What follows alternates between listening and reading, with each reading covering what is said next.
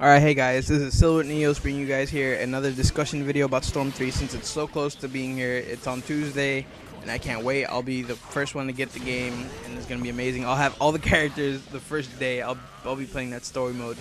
But this is a discussion about all the new things that we know about Storm 3, because a bunch of people have gotten the game earlier and showed us some like character gameplays and the maps and all that stuff.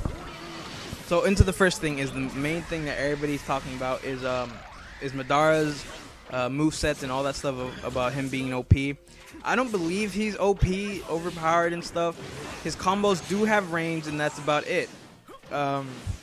They look cool and everything, but I think all he has is range. He has good damage and stuff, but it's not like OP damage where you could bitch about it. It's just the range that seems like it would be more of the problem. He got instant awakening, but no instant awakening jutsus. So I believe he's just going to be a fun character to use, but he's not going to be on par with like a bunch of the characters that we have now in Generations where it's just annoying. But I think he'll just be a fun character to use, and I do believe 80% of the community is going to end up having them on having Madara on their top 3 or whatever the hell they're doing in Storm 3 top 5. I don't know. But next up is Rinnegan Tobi. I actually can't wait for this character. I'm more excited about Rinnegan Tobi than Madara, as strange as that may sound. Rinnegan Tobi combos look really cool. He actually uses the fan, which I love. His jutsu is like 3 little fire tornadoes, where if you're a good amount away, it doesn't seem like it'll be much help, but close range it does good damage, and it looks really cool. Also, his tilt is that phasing through thing where I've seen videos where people try to ultimate and then he does the tilt and they go straight through him, which I think is gonna be really cool. It's kind of like a sub thing, like where you have no sub, you're in a dire situation and you use that tilt to kind of save your skin until you get your own sub back.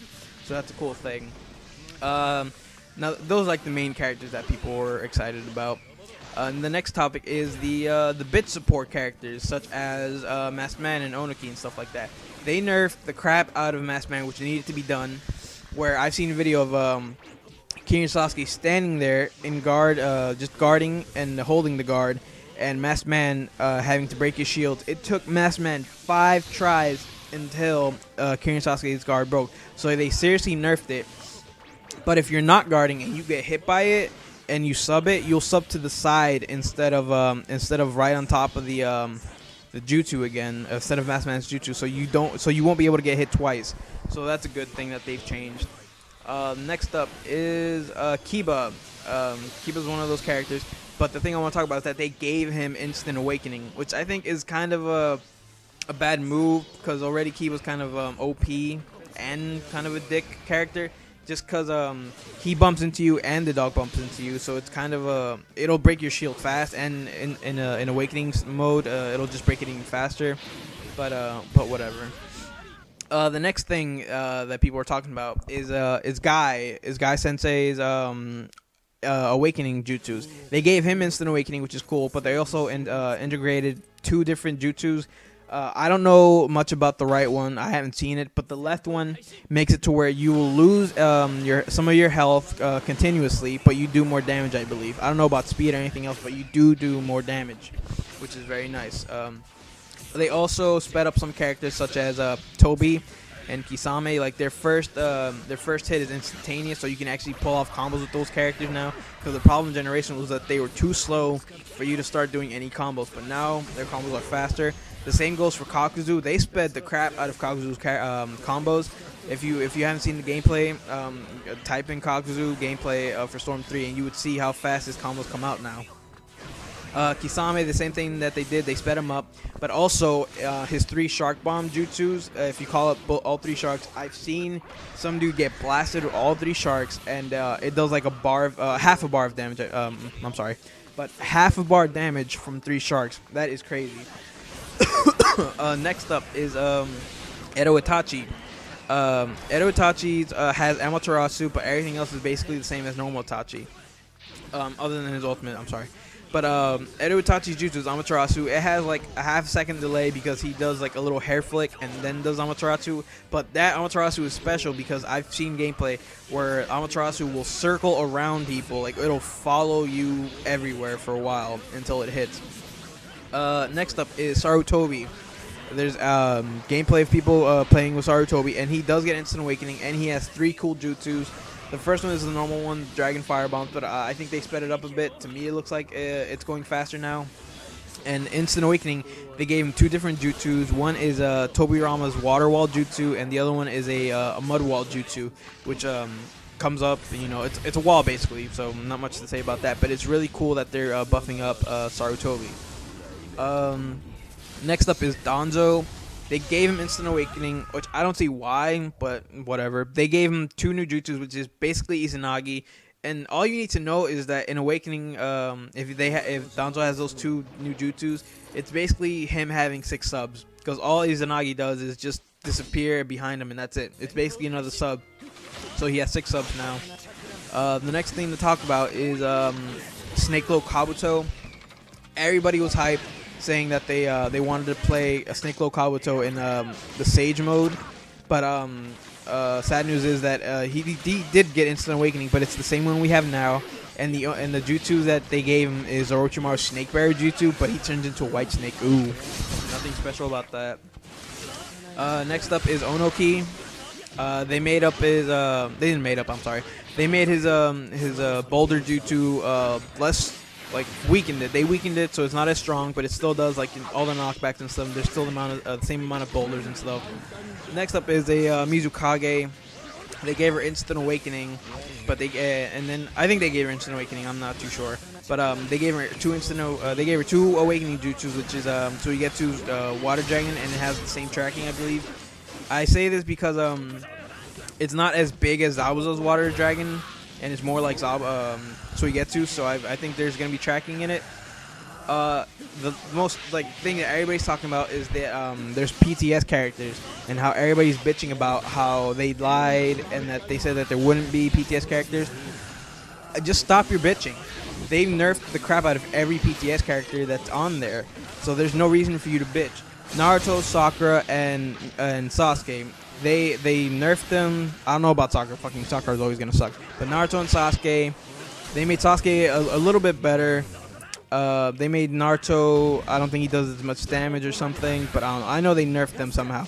But the most powerful ones were Neji, Rock Lee, and PTS Gaara. First off, Neji, they slowed him down, so all his poking isn't as fast now, but still does okay damage and all that stuff. It's just not as fast. Next up is Rock Lee, the same thing. They nerfed his power, so now you can't be losing, and then if you have Rock Lee, you can win with all the damage. They made him a little bit slower.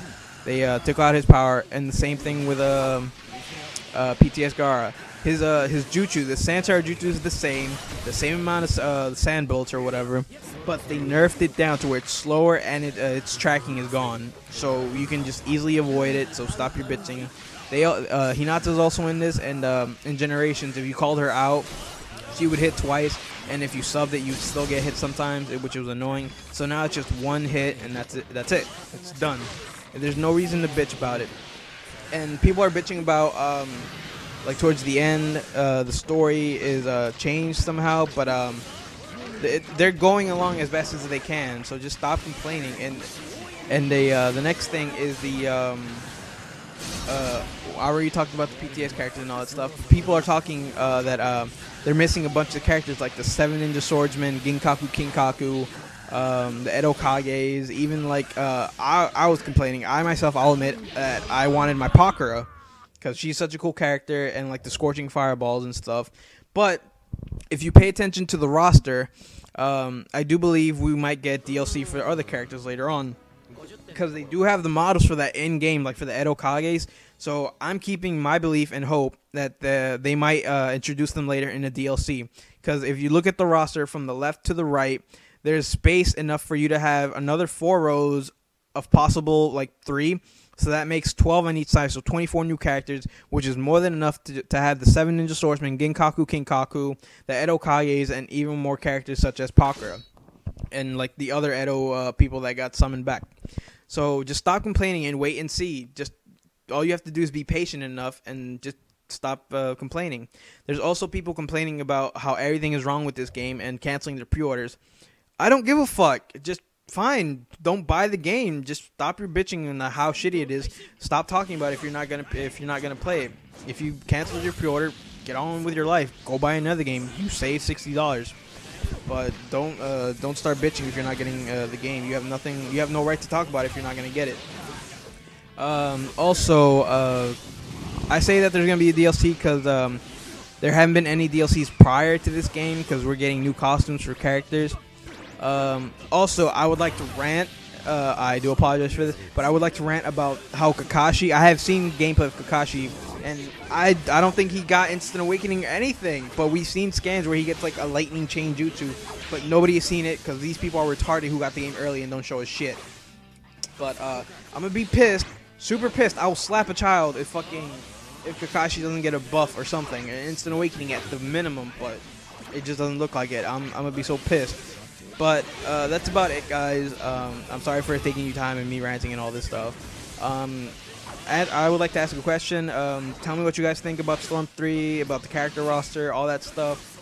And I don't want to see comments about you fucking canceling your pre-order. I don't care. I won't read those, and I won't reply to them. I don't care. But just put comments down below of what you think and of Storm 3 and what you're going to do first when you get the game and all that stuff. So yeah, guys, please comment, like, subscribe to my channel and all that good stuff. Also, if you take the time, please look at my background and tell me what you guys think about the Susanoo Sawada background that I created last night. Also, I would just like to say that Storm 3 is going to be a more balanced game, so just be patient with it and good things will come. That's my type of philosophy. So just wait it out and we'll see how good this game is. And yeah, guys, so thank you for watching and peace out. Brooklyn!